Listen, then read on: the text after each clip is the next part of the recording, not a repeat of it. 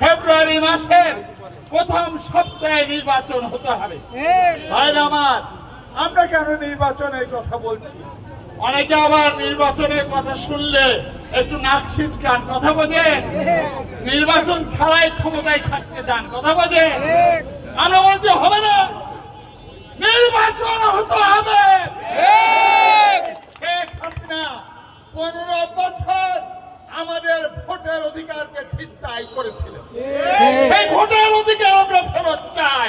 সর্বপ্রথম আমাদের ভোটে আমাদের নেতা নির্বাচিত হবে। কোন কোন দল বলছে পিআর চাই, পিআর চাই, কথা বলছে। আমরা বলি ভোট দেবো মিরপুর, আর নেতা হবে ঢাকায়। তাকে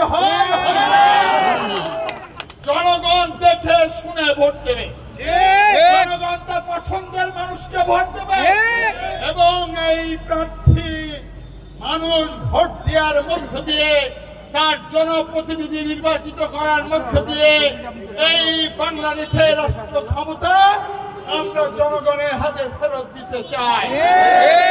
আমার অনেক ষড়যন্ত্র হয়েছে। অনেকদিন পর বারাদি বাজারে ছোট্ট গণসংযোগ করছে। আগামী দিন ধানের শীষের লয়ে আমরা স্কুল মাঠে বিশাল সমাবেশ প্রস্তুত থাকবেন। সামনে মাসে আমরা বারাদিতে হাজার হাজার মানুষের সমাবেশ করতে চাই। আমরা বলেছি ঘাম ঝরিয়ে লড়াই করে কাটতে আমরা ব্যানার লাগবে না, ব্যানার লাগবে না মিছিলে। ভাইরা আমার, প্রতিটা গ্রামে প্রতিটা মহল্লায় ধানের শীষে ভোট দেওয়ার দাবিতে আপনারা মানুষের কাছে যান, আমাদের মা বোনের কাছে যান। আগামী দিন আমরা ধানের শীষে জনগণের পক্ষে নিশ্চয়ই ভোট করব। আমরা ভোট করব, বিষয়টি এমন নয় ধানের শীষ কারা নির্বাচন করবে। আমাদের ভারপ্রাপ্ত চেয়ারম্যান তারেক রহমান কি বলেছেন সেটা আগে বলি, তাই না? উনি বলেছেন যে নেতার পেছনে জনগণ নেই সে ধানের শীষে ভোট করবে। যে নেতা 17 বছর হাসিনার বিরুদ্ধে সংগ্রাম করেছে তারা এই ধানের শীষে ভোট করবে।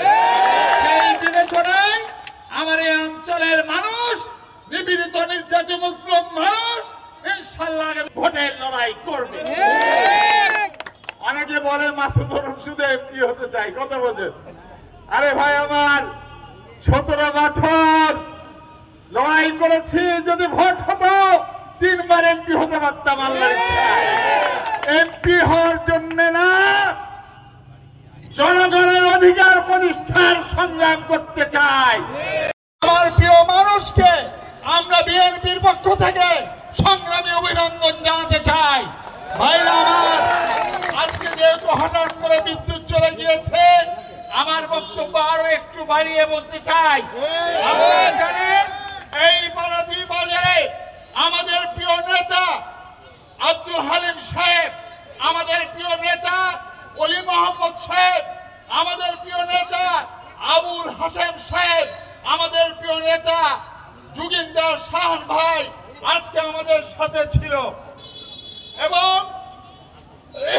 আমাদের প্রিয় নেতা আকবর আলী সাহেব আজ আমাদের মাঝে নেই। ভাইরা আমার, আমরা দীর্ঘ সময় সংগ্রাম করেছি, 17 বছর লড়াই করেছি।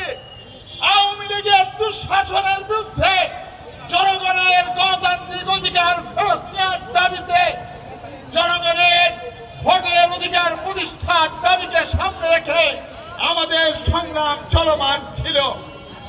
আমরা 17 বছর লাগাতার রক্তক্ষরণের মধ্য দিয়ে, জুলাই আগস্টের গণ আন্দোলনের মধ্য দিয়ে, গণ অভ্যুত্থানের মধ্য দিয়ে শেখ হাসিনাকে আমরা পরাজিত করেছি।